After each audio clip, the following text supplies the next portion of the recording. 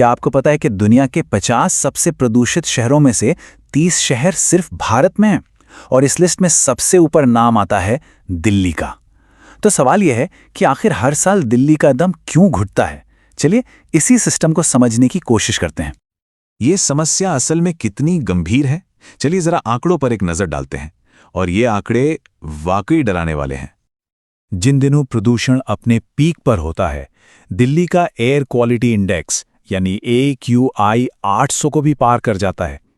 अब जो safe level माना जाता है ना, ये उससे कई कई गुना ज्यादा है। मतलब हवा में सांस लेना भी खतरनाक हो जाता है। अगर ये 800 का आंकड़ा समझ नहीं आ रहा तो इसे ऐसे सोचिए, दिल्ली की हवा में एक दिन बिताने का मतलब है दिन की 25 सिगरेट पीना, वो भी बिना एक भी सिगरेट को हाथ लगाए। जरा सोचिए हमारे फेफड़ों का क्या हाल होता होगा। तो यही सबसे बड़ा सवाल बन जाता है ना, कि आखिर ऐसा होता क्यों है? ये कोई एक दिन की बात तो है नहीं, तो फिर क्यों हर साल ठीक उसी समय पर दिल्ली एक गैस चेंबर में तब्दील हो जाती है? क्योंकि ये कोई इत्तेफाक नहीं है, ये एक पैटर्न है, एक साइकिल है जो हर साल सर्दियों में खतरनाक तरीके से दोहराई जाती है। देखिए, ये कहानी आज की नहीं है। 2000 के दशक से ही पोल्यूशन धीरे धीरे बढ़ रहा था। फिर आया 2015, जब यह मामला एक नेशनल इमरजेंसी बन गया। और 2016 में तो हद ही हो गई, AQI 999 पर पहुंच गया। मतलब जो मशीनें हवा को नापती हैं उनकी भी लिमिट पार हो गई। और तब से हर नवंबर दिसंबर वही कहानी, वही गैस चेंबर वाले हालात। तो इस कहानी के विलेन कौन है?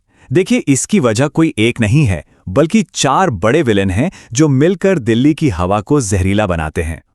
इस चार्ट को देखिए, ये समस्या एक मिक्सचर की तरह है।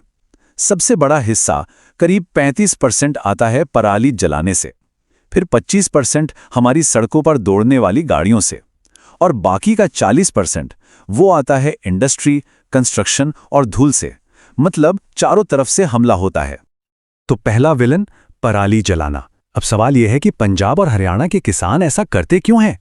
असल में उन्हें अगली फसल बोने के लिए सिर्फ 20 से 25 दिन का वक्त मिलता है। अब इतने कम समय में पराली हटाने की मशीनें महंगी पड़ती हैं, तो सबसे आसान और सस्ता तरीका लगता है आग लगा दो।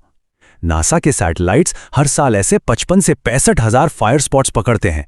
सोचिए कितना धुआं होता होगा। दूसरा विलेन, हमारी गाड़ियां।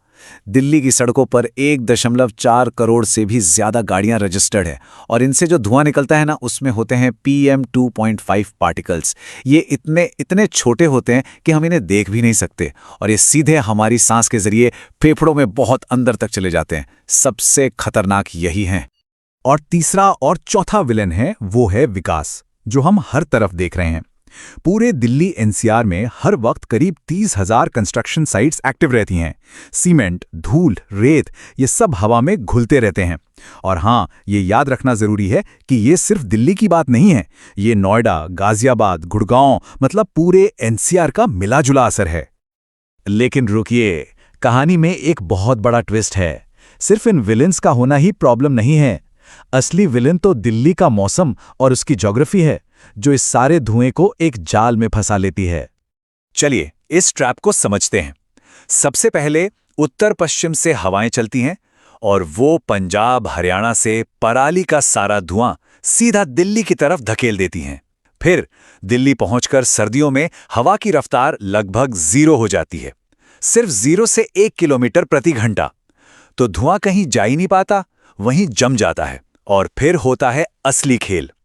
ऊपर से गर्म हवा की एक परत बन जाती है, जो एक ढक्कन की तरह नीचे की ठंडी और जहरीली हवा को लॉक कर देती है। मतलब प्रदूषण लिटरली हवा से निकल ही नहीं पाता, जमीन पर ही फंस कर रह जाता है। तो ये तो हुई साइंस की बात, लेकिन अब आते हैं सबसे दर्दनाक हिस्से पर, कि इस जहरीली हवा का हमारे ऊपर, हमारे बच्चों के ऊपर क्या असर हो रहा है। यह आंकड़ा सच में दिल दहला देने वाला है। दिल्ली के बच्चों के जो फेफड़े हैं, उनकी कैपेसिटी नॉर्मल बच्चों के मुकाबले 12% तक कम हो चुकी है। ये एक परमानेंट डैमेज है जिसे ठीक नहीं किया जा सकता। और ये कोई रिपोर्ट नहीं कह रही है। एम्स के डॉक्टर्स खुद बताते हैं कि नवंबर दिसंबर के महीनों में सांस की तकलीफ वाले मामले 4 गुना 4 टाइम्स बढ़ जाते हैं। सारे अस्पताल भर जाते हैं।